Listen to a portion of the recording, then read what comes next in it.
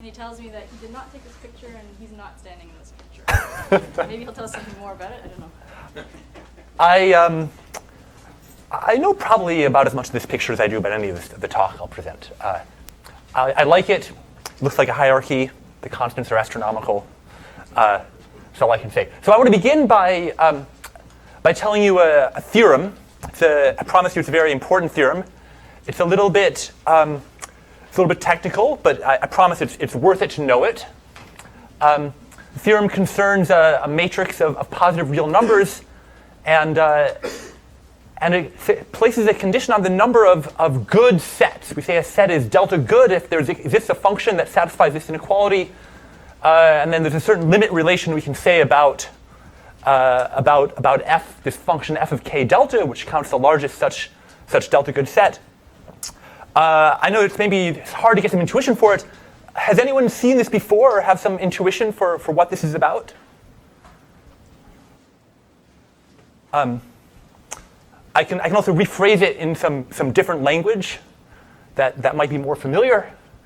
It was proven in 1949 by Shannon, and that is the noisy channel capacity theorem. It says that the capacity of a noisy channel to transmit information is the maximum over input distributions of the mutual information between the input and the output. And this equation, this did not use any jargon, right? It was just sets and inequalities. It's combinatorial. It's elementary. It's clear. It's precise. And this is full of jargon. So all of these words, there are definitions which are not on the slide. If you haven't seen them before, you would have no idea what it was referring to. But once you have the benefit of the jargon, it really becomes, I think you'll agree, a much nicer statement, and something that's much more amenable to proving further statements and kind of understanding what's going on. And it's this sort of a parable, I hope, for what I will tell you, which is in computer science and math, we often want to consider tensors with many indices that are full of real numbers or complex numbers. And we want to estimate properties of these things, norms or functions or things that we're optimizing. And it can get pretty abstract and pretty hairy. And when we have tensors of non-negative real numbers that add up to 1, it's sometimes useful to call them probability distributions and to use concepts like entropy and Markov chains and so on to describe them. And when they're complex numbers or even real numbers are sometimes negative, quantum information can sometimes be a productive metaphor for thinking about them. And in this case, I think it's just one of many metaphors that can be used, but I will show you some cases where it is a useful one. And to give you a sense of the problems that it's useful for, I'll start with a problem that really does not look at all quantum mechanical, that looks really just sort of like a basic math problem with some that you could even, not even computer science is apparent in this problem, and it's to calculate a norm of a matrix. So the norm I'm interested in is the 2 to 4 norm.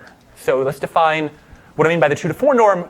Well, let's define the p norm of a matrix to be the expectation of the pth power of the entries, all raised to the 1 over p power. So the 2 norm is the usual Euclidean norm, using the expectation for over the entries rather than the sum.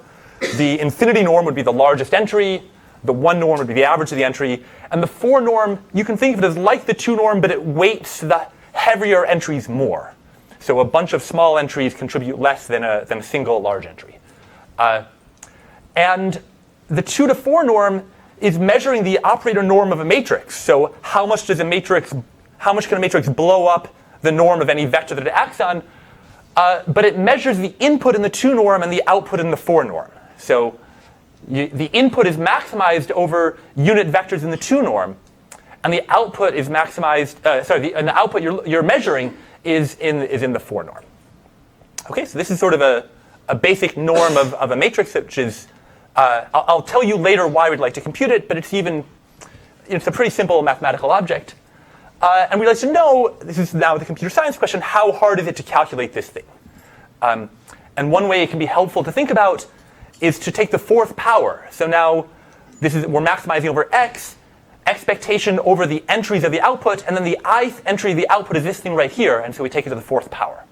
And then when you expand that out, just expand out the fourth power, you can see that you're summing over these j1 through j4, which are the entries of x, times some big thing that depends on j1 through j4. So this you can just think of as a degree 4 polynomial in the entries of x. And so this is exactly equivalent to an optimization problem over a degree 4 polynomial.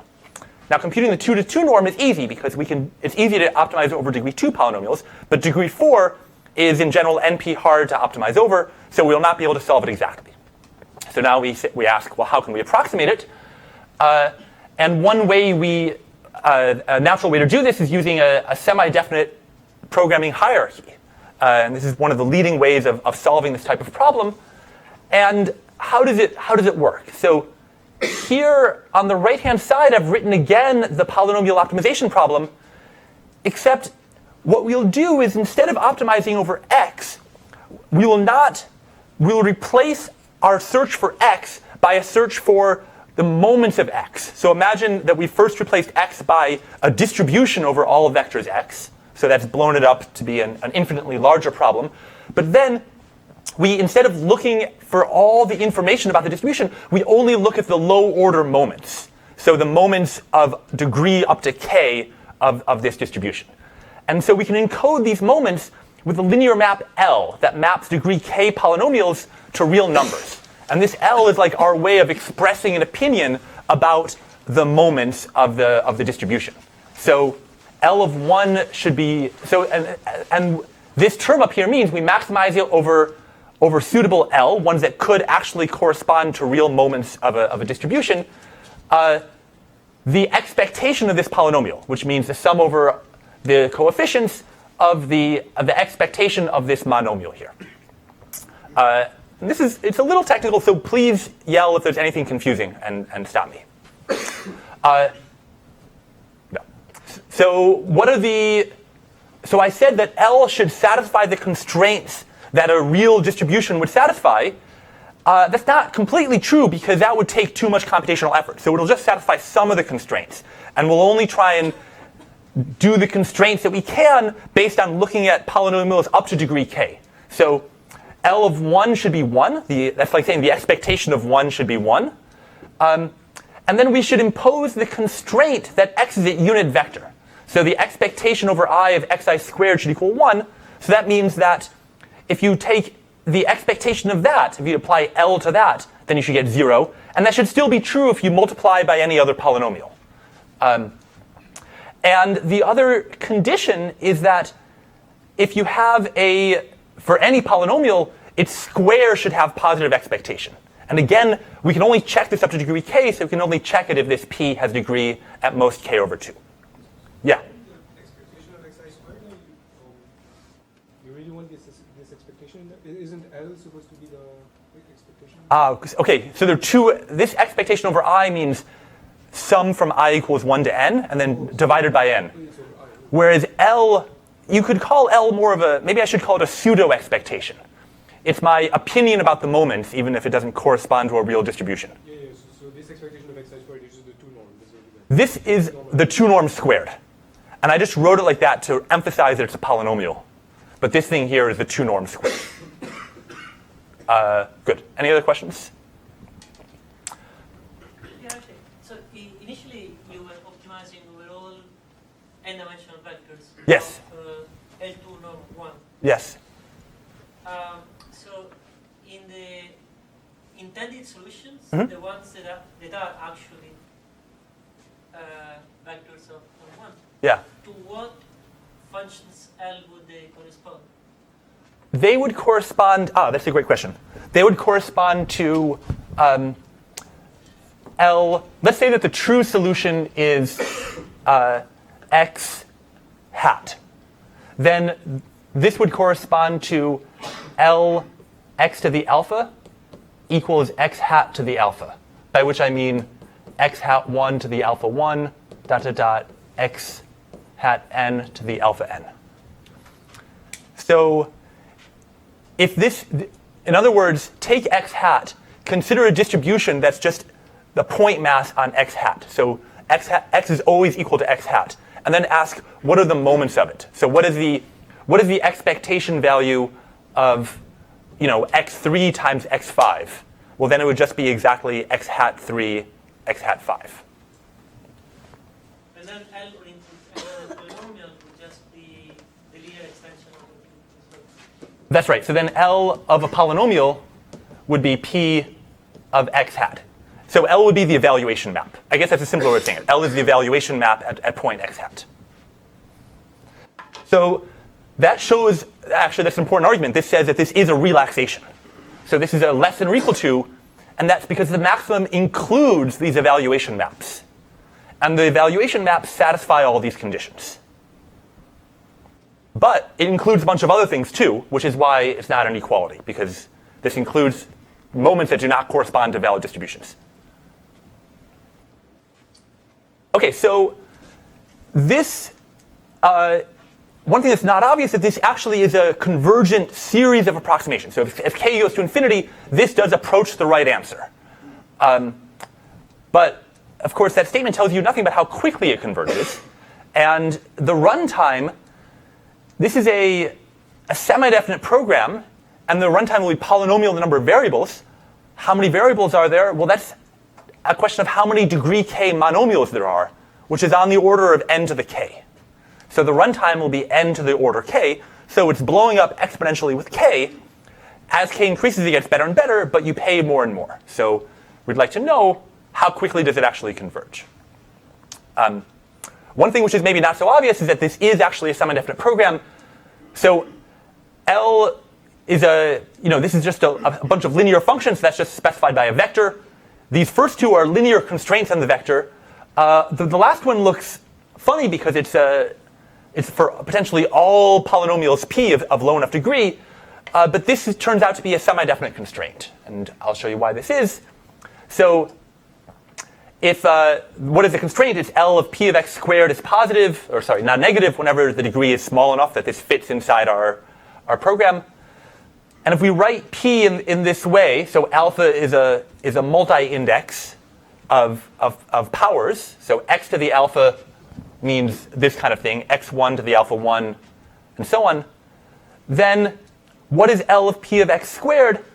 It's the sum over alpha beta of these coefficients, p alpha p beta, times this opinion about the moment, L of x to the alpha plus beta. And if we make these things into a matrix, then demanding that this be non-negative is precisely asking that this matrix be positive semi-definite. So we want to check this for all possible p. There's an infinite number of them, but that's exactly what semi-definite programming does. The sort of infinite number of linear inequalities that correspond to a matrix being positive semi-definite, it can check efficiently over that large set. So okay, so this is actually an SDP, and it can be solved in time n to the order k, and so it's a good algorithm as long as k doesn't have to be too big. So before we go too much further, I want to mention that the 2 to 4 norm is not just an obscure problem for math, but is relevant to theoretical computer science as well. So two other more popular problems are the unique games problem, of which one version is, given a system of linear equations over a finite field, determine if they're mostly satisfiable or mostly unsatisfiable. You're given the promise that you can either satisfy 99% of them or no more than 1%. You want to know which is the case. Because they're linear equations over a finite field, it's easy to check whether they're all satisfiable or not. That you can do with Gaussian elimination. But this 99% versus 1% problem appears to be hard. So that is a problem of unknown complexity. Small set expansion is a related one, which says the expansion of a set is, given a set here, what fraction of edges that start within the set also leave that set. And normally the expansion problem asks you what is the least expanding set of, say, no more than half the vertices. And the small set expansion problem asks this for sets that are maybe at most 1% or 0.01% of the vertices. But it asks you, again, a very crude question about their expansion. It says, are all of these sets overwhelmingly expanding, say 99% of their edges leave, or is there a set of such size that barely expands at all, that only 1% of its edges leave? So this huge gap means it sounds like perhaps an easier problem than some other NP-complete ones, but we don't know the complexity. And it's been shown that these two have nearly, roughly equivalent complexity modulo some variance and some assumptions, but their complexity is pretty close. And it turns out that the 2 to 4 norm is a slightly harder problem than small set expansion. It's not quite equivalent, but it's pretty close in complexity.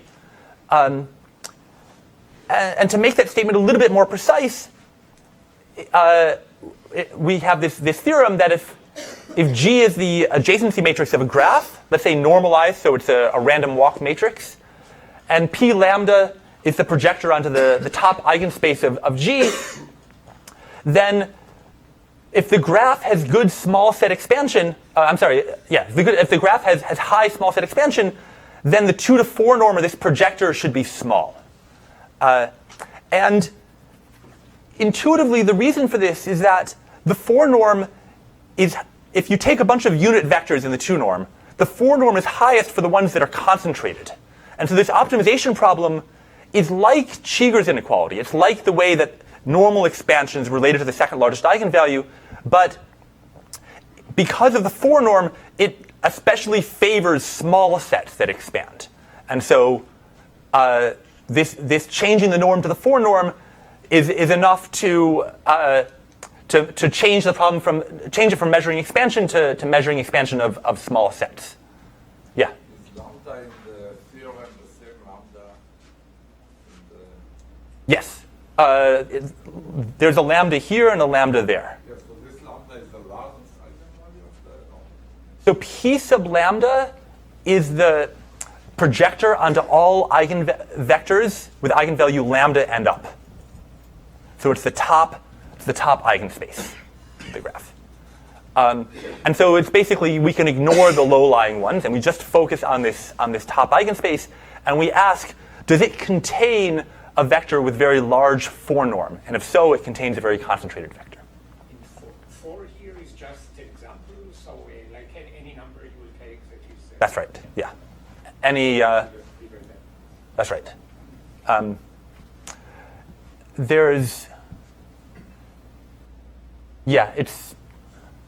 You get slightly different parameters, but we don't see any advantage. There may be advantages going to other ones, but we don't see it. Okay, so this is one problem which I think is interesting to solve, right? The 2 to 4 norm problem is a basic math problem. We'd like to know how well this hierarchy converges. It appears to have nothing to do with quantum mechanics. Let me tell you a different problem originating from quantum mechanics, which we would also like to solve. So just to briefly review what quantum states are. Quantum state is a unit vector. It's n dimensions. If you have 2 quantum states, then the way you combine them is the same way you would combine 2 independent probability distributions. If one of them is m dimensions, the other one is n, then the joint state has mn dimensions, and the entries are just the products of the entries of the individual ones. And the vectors you get in this way are called product vectors, and they correspond to independent states. Vectors you can't get in this way are called entangled, and so entangled vectors are those that cannot be written in this way. And observables, anything we observe about a quantum state is not a linear function of the state. It's a quadratic function. More precisely, it's linear in V and linear in the conjugate of V. And so it's convenient instead to work with, instead of with V, with VV star. So we have something that observables are linear in. And these objects are called density matrices. And one type of density matrix is VV star. But if you take a mixture of them, if convex combination, then you get the most general form of density matrix, which is any matrix that's positive semidefinite and has trace 1. So that's this is what happens when you take a quantum state.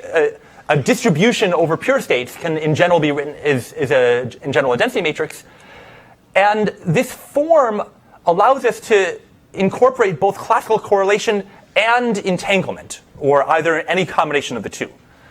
Because here, this sounds very much analogous to correlation, but it's for states that we know perfectly. It doesn't allow for the fact that we might have a distribution over states. We might not know what we have.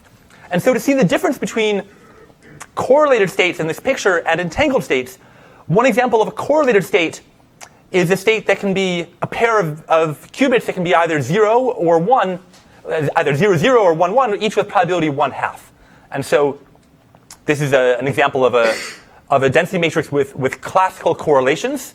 So with 1/2 probability, both systems are in state 0, and or with 1/2 probability, both systems are in state 1, versus an entangled state is deterministically in this single, the system is in a known state, and that state is one that is entangled, that cannot be written as a tensor product of states on the individual systems. And so you can see from these examples that even to define entanglement is a little bit slippery. We can't just say that a density matrix is entangled if you cannot factorize it into one part for one system and one part for another, because that was already true classically. That was already true for probabilities. We have to talk about what does it mean to have uniquely quantum correlations, ones that cannot be explained by probability distributions. And so the way we do that, just as in the pure case, it's easier to explain what's not entangled than what is entangled. So what's not entangled, and here for density matrices we use the term separable. What's not entangled means that your state can be written as a convex combination of pure product states. So there's you can think of it as you flip a coin with a probability I, one party gets state V sub I and the other party gets state W sub I. And so the correlations that exist are purely classical. So here P sub I is a probability distribution and these V's and W's are unit vectors. Another way to say that is that the separable states are the convex hull of everything with the form VV star tensor WW star for unit vectors V and W. And then finally, I'm going to come to the problem that we want to solve. People often prepare states in the lab and want to say they've made entanglement. And so just a very basic question, which many, many people would like to solve, is given a state rho that someone has perhaps prepared in the lab and determined with enough measurement, they've made it repeatedly, they've determined every entry of the matrix. Given a state rho, is it entangled? Or more precisely, given that it's either separable or far from separable, just to make the problem more tractable, determine which of these is the case. This is called the weak membership problem. You can define it for any convex set, and this is for defining it for separable states. A closely related problem is an optimization problem. So given a matrix M, which we can think of as a linear function on matrices, maximize the trace of M times rho over this set of separable states. And these are, for any convex set, these are kind of the two basic questions you could ask. Membership in the convex set, or optimizing a linear function over the convex set. And you can show, not too difficult, to show that these are equivalent in difficulty. So if you can solve one, you can solve the other with more or less the same amount of effort. And they both appear to be hard. We don't really have good ways to solve either question. Yeah? How is rho described in its the way that you're given it? Just a bunch of real numbers. Complex numbers, I mean. Just written down just to enough precision that you need to solve the problem. So you're defining the optimization problem so if you have some point to think about of similar complexity, or because the optimizing matrix has some physical meaning? This also comes up in physics a good deal. So there are many situations where, so one place this would come up, which is semi-physical, is if you're going to perform, M might correspond to a measurement operator. And trace of M rho, let's say the measurement operator outputs either accept or reject. And this might correspond to the probability of accepting. And so you want to choose the separable state that has the largest chance of being accepted by this measurement. And this corresponds to, this is not quite physics yet, this corresponds to quantum Merlin-Arthur proofs with two unentangled provers.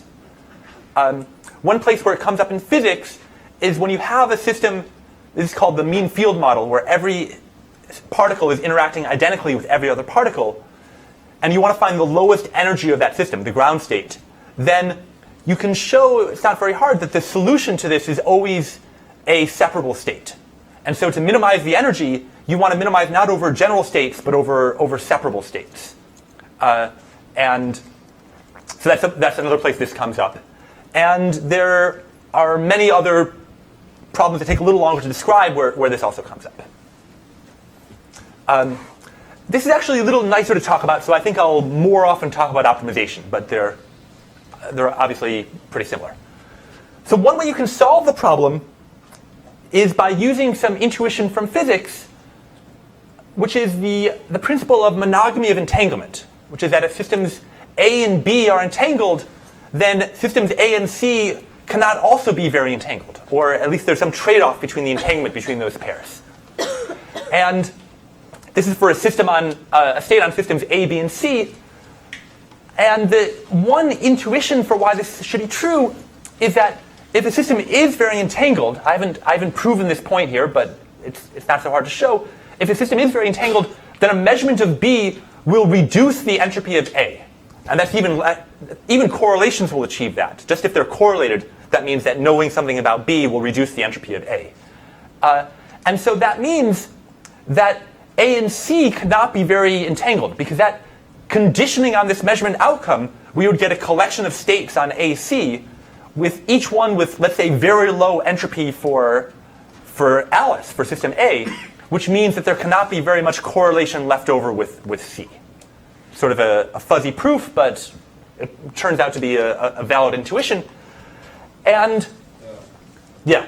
But in this proof, all you're using is the upper bound on the entropy of A. That's right. So it's the strongest statement.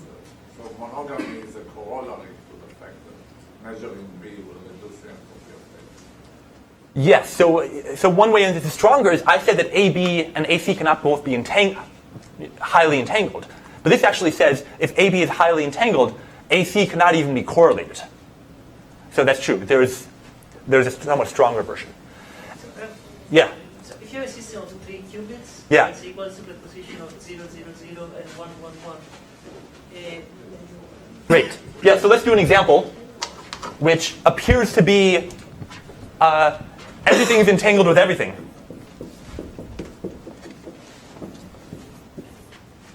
So this state. Yeah. So this appears to be a counterexample because everything's entangled with everything. But let's look at AB by itself.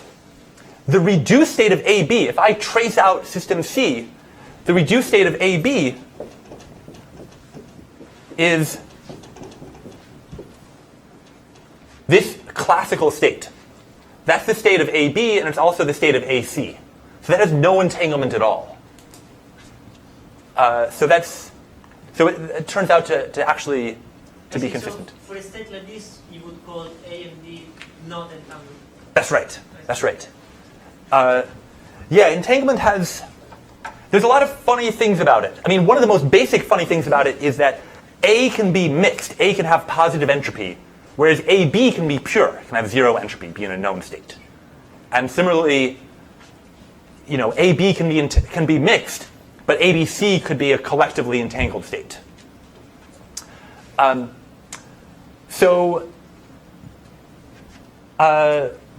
Good. So I want to give some intuition.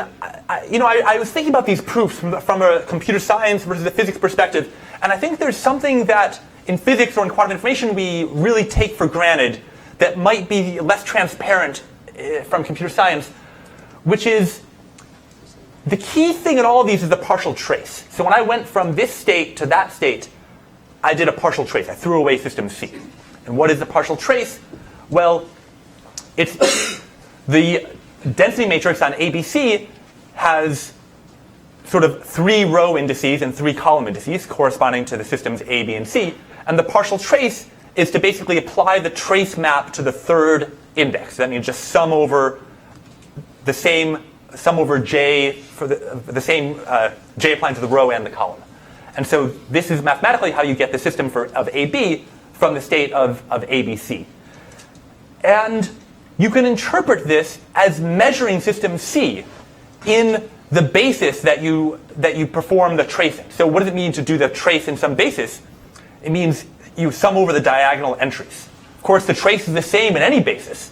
But different bases, while mathematically the same, correspond to different measurements. Every orthonormal basis is a measure. It can correspond to some quantum measurement, and different measurements will give us different ensembles left over for system A and B. It'll always give the same density matrix, but it will let us interpret it as a different convex mixture of pure states. And physically, people say that if you throw away a system, then you don't know what happened to it. It could have been measured any which way. You have no way of distinguishing those ways that it's measured. And mathematically, that corresponds to the fact that the trace looks the same on any basis. And this is actually, if you're going to read this literature, you'll find this is actually one of the key things behind all of these Di Finetti theorems and these proofs of monogamy, is that there's always a clever choice of basis in which to throw something away. And I think it's sort of unstated that this is sort of the freedom that one of the things that you learn from quantum mechanics, which is so basic in quantum mechanics you take it for granted, but I think is maybe not so appreciated outside of it, that you have to use this this basis freedom when reducing your system. I'm getting a little bit ahead of myself. I haven't explained why this is related to the sum of squares hierarchy from before, but I'll come back to that in a minute. Okay, so this is an argument. This is an intuition for how you can approximate the set of separable states. And if you take this intuition and turn it into an algorithm, you get actually a hierarchy of approximations. So the algorithm will search for.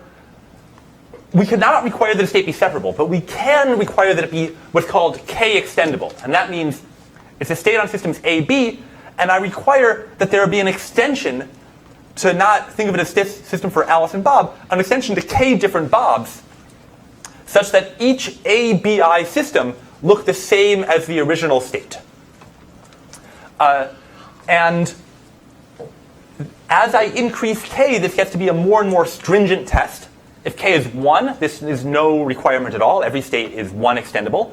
And then as I increase K, it gets tougher and tougher. And it turns out that separable states exactly equal the set of infinitely extendable states. That this is in the limit, it's a perfectly exact test. Of course, the runtime of this search is increasing exponentially because we have to search over all states of this size. Even if you impose some symmetry condition, the size is still growing exponentially with K. And of course, we know it converges, but we don't know at what rate it converges. If we want to think of this as an algorithm, that's sort of the crucial question, which should be familiar, I guess, from the first part. And it of course is not surprising that this relaxation looks very similar to the semi-definite program for the 2 to 4 norm, because they're essentially the same. It's essentially the same SDP framework. So to show you, yeah. I had a question about these K extendable states. If some state is K extendable, yeah. Is there a how unique are those choices of Ds that you can? How unique is the extension? Yeah, how unique is the extension? And is there an extension where all B's are the same? So yeah, in general, it may not be very unique. I'm not sure. I think usually it won't be very unique. But I don't know of anyone who's looked hard at that. And you can, without loss of generality, assume that the B's are symmetric, that the state is symmetric under permuting the B's. And why is that? Because if you take any extension and you average over all permutations of the B's, it's still a valid extension. And that's in practice a nice thing to do because it reduces your number of degrees of freedom. But I won't use that for any proofs. Okay, so of course it shouldn't surprise you that these problems are essentially equivalent. And why is that? Let's say the matrix A, I write in the following form. A sub I, let A sub I be the rows of A. And so and E sub I are the standard basis, so I can write the matrix A like this. Then I claim these problems are roughly equivalent. One direction is easy, which is that if I can optimize over SEP, then I can compute the 2 to 4 norm. And why is that? Well, it's because the 4 norm to the 4th power is a degree 4 polynomial, and I can also write it as the trace of some matrix M that depends on the input A, times some row which looks like a separable density matrix. And it turns out that the 2 to 4 norm to the 4th power is exactly the optimum over separable states of this quantity. Now you might say, well, for separable states, the two systems didn't have to look the same. Also, these are complex and these are real. And this was a convex combination and this is just a single one. But it turns out all those details don't really affect this point. Those are kind of boring details that you can verify. Kind of like how on that first slide when I showed Shannon's noisy coding theorem, I didn't put in the normalization, but it was still true. Fixing that is akin to fixing the normalization on that first slide. So morally, these are the same. The other direction is a little bit harder, which is, suppose you have an algorithm to solve the 2 to 4 norm problem and you want to solve HSEP, then we have an arbitrary m and we want to simplify it to look like this form, where it's the same expectation over the same one for each side. This is actually a little bit non-trivial, and you can do it using some quantum techniques from this paper of mine with Ashley Montanaro from a few years ago. Why it works is sort of not very insightful, but roughly I can say that we have a way of transforming. If you want to compute HSEP for one m, you can transform it to a similar m prime, where m prime might be simpler or have some nice structure in some way. And in that paper, we give a number of ways of translating between different choices of m, which for the purpose of quantum Merlin-Arthur proofs was useful, and turns out to be useful in general for analyzing HSEP. I'm making it sound boring. I think it's actually pretty interesting. There's a lot of nice structure related to entanglement in it. It would just take a long time to get into. And it's, I think, a nice illustration of quantum ideas being able to say something useful about tensors, because I really do not know how to express the proof in any sensible way without phrasing it in terms of entangled states and making measurements and things like that. There probably is a way to do it, but I don't know how to do it and not have it look like the first slide of this talk. So there's a nice quantum information story. It would just take me 15 minutes, so I won't do it. Yeah. So I guess I understand the norms and the tensors and so on, but what's not clear to me from the quantum viewpoint is what's the input and how large is it and your running time? What is Good. So the input for HSEP is the matrix M. Okay. And its size is n to the 4th by n to the 4th. And it's a bunch of complex numbers. Okay. And precision is not a big deal. Okay, so great. So we have this equivalence. So that's kind of exciting that small set expansion seems to be related to the 2 to 4 norm, which is related to H separability. And so when we started working on this, I and a few other people had this vision of this sort of two-way street, this bridge between the quantum topics via this math problem to the problems that theoretical computer science is thinking about. And because we have a lot of two-way reductions, then we can get algorithms going in one direction, hardness results going in the other direction, and something which is, I think, if all of the optimistic conjectures worked out, there was a hope of getting quasi-polynomial upper and lower bounds for unique gains. Obviously, we haven't achieved that, but there are conjectures that are not obviously false that would lead to it. So this is sort of the dream, and I would say what our progress has looked like is, the things partially fit. Like it's neither success nor failure, as I'll show you. So let me give you an example. Suppose you want to show that small set expansion is hard, right? This is a big open problem. Show that it's NP hard. Well, what do we know? We know that to estimate HSEP to constant accuracy is quasi-polynomial hard. What does that mean? It's not as hard as solving, let's say your matrix, I said n to the 4th, let's just say n, is dimension n. It's not as hard as solving a 3-set instance of length polynomial in n. It's as hard as solving or sorry, at least as hard as solving a 3-set instance of length log squared n.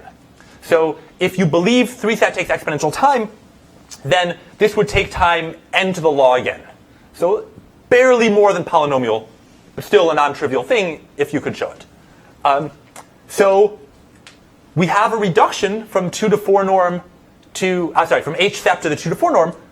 So that's great. That means we have quasi-polynomial hardness for the 2 to 4 norm, something that we did not know before.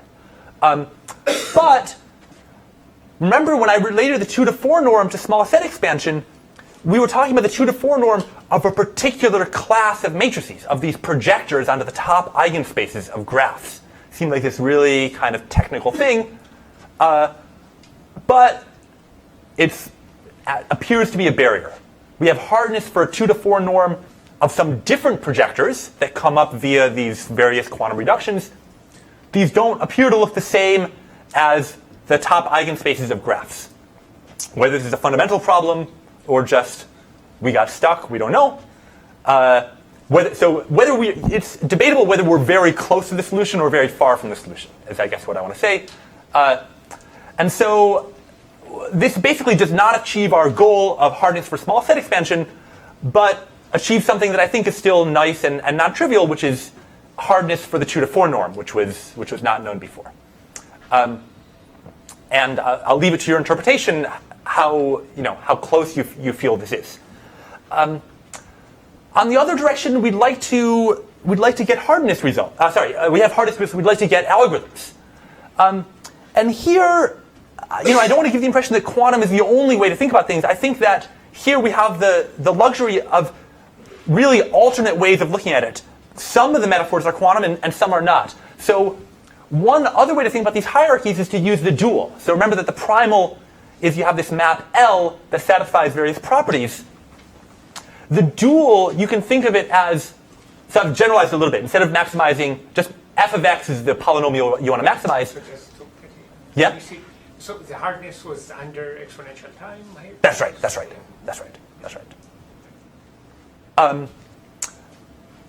So it's, if you want the unconditional statement, the constant multiplicative approximation of 2 to 4 norm, if you could do that, you could solve a 3-set instance of length log squared n. That's the unconditional.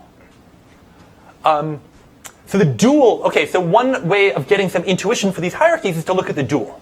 I mean, what does the dual say? Well, you want to upper bound, the primal is you want to maximize f of x. So the dual is you want to get a good upper bound for it. So let's lambda be the upper bound. How are you going to upper bound it? Well, suppose you could write an equation of this form, where p is some arbitrary polynomial, and q sub I are a bunch of other arbitrary polynomials. That sum should be an expectation. You know that this term is 0, so this whole term is 0. And you know that this thing here is a sum of squares of polynomials. So that's non-negative. So if you could write such a thing, that would prove that f of x is less than or equal to lambda. And if you could do this with degree not too high, even better. And so you can interpret the dual as try to prove that f of x is less than or equal to lambda using only the norm constraint and the fact that sums of squares of polynomials, that's what this sum of q sub I squared is, are always non-negative. And in the course of this proof, don't use polynomials that are ever too large a degree. So these are called sum of squares proofs for that reason. And it gives a nice interpretation in terms of sort of like computer-assisted proof of how this semi-definite program works. So one example is, one way you might want to constrain z to be between 0 and 1 is to say z squared is less than or equal to z. So an inequality involving polynomials. So you can think of this as you have the axiom z squared is less than or equal to z, and you want to derive that z is less than or equal to 1. So how do you do that? Well, 1 minus z, this is just algebra, you can write it like this. That second term is a square, so you know it's non-negative. And this thing, we already assumed was non-negative. So using our assumption, plus the fact that squares of polynomials are non-negative, you can prove this new thing. So it's kind of a simple proof. It actually took us a really long time to come up with this. But it's an example of what these SDPs can do. So something a little more non-trivial. Let's go back to the 2 to 4 norm. So one way that the 2 to 4 norm is sometimes described is in terms of something called hypercontractivity, which, never mind why it's called that. And here's what it means. Suppose f is a function on n bit strings, mapping to n bit strings to reals. And suppose that function is a polynomial of degree at most d. So I know we've been throwing out polynomials in various ways. This means a polynomial of those n bits.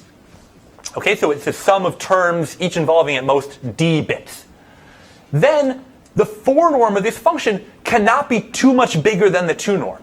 So naively, the 4 norm could be bigger by a factor that goes exponentially in n.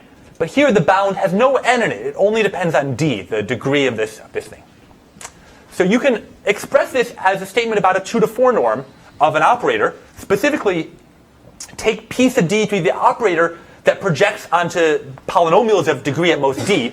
Then it says this operator has 2 to 4 norm that's at most this number, 9 to the d over 4. So that is a statement about 2 to 4 norm of an operator. And how do you prove this statement? Well, if you look at the proof, you do induction on n and Cauchy-Schwarz, as you often do. And in Cauchy-Schwarz, how do you prove that? Well, at some point, you have to come up with an inequality. You're doing a bunch of algebraic shuffling. And then at some point, there's an inequality. And what is that inequality? Well, it looks kind of like q of x squared is greater than or equal to 0. So the only place an inequality is used is of this form. And it turns out that means that if you run the SDP on this input, it will give you an answer that's no more than 9 to the d over 4. So the insights that you got from that proof, the computer could also get from the SDP. Which I think one cute thing about this is, a lot of jobs are disappearing thanks to automation. And people in this room, we probably all feel very safe. And yet we probably also write papers where the main tool is Cauchy-Schwarz. And so, just saying, we should be a little nervous. So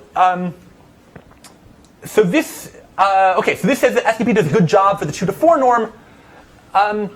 This also, I think I'm running a little low on time, so maybe I will not go into details about this. This also applies to unique games, and this is also now a slightly old paper that I was on.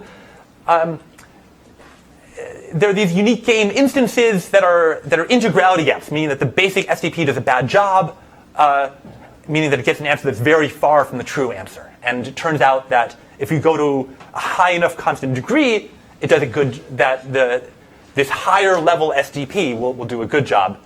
And why is that? Well, if you look at the soundness proof, so the proof that the true solution of the instance is small, these proofs are long, complicated beasts. They use more than Cauchy-Schwarz. They use all kinds of things. But all their inequalities you can rephrase of the form q of x squared greater than or equal to 0. And so the SDP can more or less, if not find the answer, it can do as good a job as our previous proofs, or nearly as good a job. So just to clarify what I mean by an integrality gap, you have, let's say, the feasible SDP solution is way up here, and the actual solutions are down here. And you can prove, for an integrality gap, you have to be able to prove it that it's actually a gap. So that means we have a proof that the upper bound to actual solutions is way down here. And what I'm saying is that you can prove using the sum of squares techniques an upper bound that's pretty close to here as well. Maybe equal, maybe a little bit higher, but far away from these things that we previously knew, and kind of, if I could make the font smaller, these would look a lot closer, pretty close to what we believe the actual solutions are. This is a way of showing that these things can do a pretty good job. So these are non-quantum methods of doing it, and I think it's a very productive metaphor for thinking about them. A different way of thinking about these is using quantum information. So I gave you this intuition about monogamy. How do we make that quantitative? And this was done first in this really beautiful breakthrough paper of Brandau, Cristandal, and Yard. And then in this paper, I worked with Fernando to get in some cases the same bounds, in some cases stronger bounds. I want to say this paper is really beautiful and uses all kinds of wonderful techniques from quantum information theory. And if you don't view using a million different techniques from quantum information theory as an advantage, you should read this one, which is simpler and has fewer bells and whistles and gets you to the proof faster, whereas this one is more fun. So how do these monogamy relations work? Here is sort of the sketch of the proof. So rho is k extendable, meaning we can think of it as living on system A as well as k copies of system B. Not literal copies, it could be sort of entangled across all of them in some complicated way, but the marginal on A in any one of the bobs is the same. Now suppose that M is in a special form. I will not prove this for general M, but for an M that's called one-way local operations and classical communication. And what that means is you can perform the measurement M by first measuring Bob and then measuring Alice. Turns out you can go from this to a general measurement by losing a dimension factor, but never mind that. Let's just accept that I'm going to do this for a slightly restricted case. So suppose we do this measurement and we get these outcomes x, y1, y2 through yk for measuring these different systems. These are now classical outcomes, so we can just use classical information theory to reason about it. Then we have this very simple entropic argument. Look at the mutual information between x and all of the y's. On the one hand, it's at most log n. On the other hand, we can use the chain rule to write it as the sum of k terms. So if you were at my talk yesterday, you saw exactly the same inequality. And there I remembered to attribute this to Raghavendra and Tan. Today I forgot, but that's where we learned it from. And there are k terms here that sum up to a most log n. So if k is big enough, one of these terms will be small. And what does that mean? That means that x and one of the y's are nearly independent, conditioned on the previous y's. And so those previous y's, that's a classical variable. So that means that x and those y, that means that you have nearly a separable state. So you do a little bit of algebra after this, really not too much, and you find that if you optimize over not separable states, but k extendable states, you get almost the right answer. And the error you get scales like some constant times the square root of log n over k. And the significance of using the information theory is that previous results got something that looked like n over k, which from an algorithm's perspective is really no good, because then k has to go like n and everything's exponential. Here you get something non-trivial when k is simply log n, which means you have the possibility of a decent algorithm. There's sort of another way of thinking about things which is maybe more familiar from a rounding perspective, which is we repeatedly measure system B sub I, and then you have a dilemma. Either the entropy of A does not drop, in which case the state of A didn't change very much, and A and system B sub I are nearly product, which is what we wanted. We want something separable, product's even better. Or, if the entropy of A decreases, then we condition on B sub I and move on. And the entropy can't keep on decreasing forever. It's got to drop to zero eventually. And so either way, you make progress. And this is, I think, a familiar theme of rounding algorithms, that there's sort of this dilemma that the bad instance has to face. Okay, so let me. So how well does this work? What kind of algorithms do we get? So we do get. Maybe I'll try and go through this a little quickly. We do get this bound here with a pretty small error term. The measurement that we have that corresponds to the 2 to 4 norm is indeed of the right form. It's 1 LOCC. Or rather, it's proportional to a 1 LOCC measurement. There's some overall scaling factor. And the problem is, in this approximation, what this gets multiplied by is the norm of the matrix M. Technically, yeah. I don't want to get into the details too much, but the point is that there are different norms, and the one that you get is the operator norm, which could be much bigger than the thing that you're approximating. What we really wanted was a multiplicative approximation, and this simply does not give that to us. So, Aram? yeah. What's the connection between definity and monogamy? What's the exchangeability here? Or is there some different definity? Oh yeah, I shouldn't have used the word. I shouldn't have used the word definity. Definity means a closely related set of facts. What it often means is that if you have a symmetric state on n systems and you take a subset, then, Exchangeable. Right? yeah, then those look like a mixture of tensor powers of IID states. Oh, this is an extension of the classical definity. Yes, that's right. That's right. So anyway, this again, things don't quite fit, and you get something actually. This actually recreates the previous sub-exponential time bound that we knew.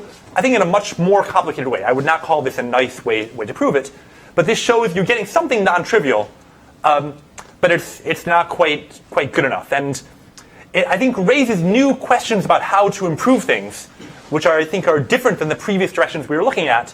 But again, I don't want to claim that we're epsilon away from solving it, just that it's gives us new directions to look in solving it. I've talked about one type of SDP in quantum information. I want to back up briefly and talk about other ways that SDPs arise in quantum information as well. So the one I've talked about is you want to approximate SEP, and you do this k-extendable relaxation. There's another thing people do called TPT. I'm just not going to define it, but it's a slight extension of this as well. Symmetry not only between the parties, but between rows and columns. There's some other SDPs as well. One that I mentioned yesterday is if you want to find the ground state energy of a Hamiltonian on n qubits, then your relaxation is to express an opinion about all k local observables. Meaning it's equivalent to expressing an opinion about all density matrices of subsets of k systems, k qubits. And they should have this semi-definite property, this PSD property. And this is a different SDP, which is useful for quantum information. It appears incomparable to the first one. I don't know of any relation in either direction. But I think it also has a number of nice things, and I could have spoken for a while about this one as well. There's a third one as well, which I would call the non-commutative sum of squares, hence the cartoons, is the non-commutative sum of squares hierarchy. And this applies to a different goal, which is multiplayer games, which you heard people speak about yesterday, like Thomas. And when you have a multiplayer game, then what the players are optimizing over is both the state and their measurement operators. And what you express an opinion about is all products of k measurement operators of the two parties. And again, the opinion is about the real expectation value. And so again, you have polynomials or monomials, but now they're non-commutative. And so you have to keep track of perhaps all different orderings of the operators and express a different opinion about all of those. It still blows up exponentially with k, but faster. And maybe you impose some conditions, like if there are two parties, then their operators should commute with each other. But of course, there's certainly some operators that don't commute. And the proof that this works is called the non-commutative positive Stellensatz. There's a sense in which it's a generalization of number 2, but I would say we know very little about this thing. We know it converges. We have no idea how quickly. We have no bounds at all about how quickly. And we'd really like to know more about these. So what I've told you about today was a lot about the first one, but I think there's a lot of nice connections of SDPs to quantum information and a lot of room to explore. And the questions are, what are the relations between these, and what are tools for analyzing them? We really don't know. We really don't know so much. So I began the talk by saying that it's important to develop the right vocabulary, like Shannon did. So we've developed a little bit of vocabulary. The sum of squares proofs is a sort of vocabulary. Using entropy for these things, quantum entropy is some developing vocabulary. But of course, are they the right terms? Are they even on their way to the right terms? I don't know.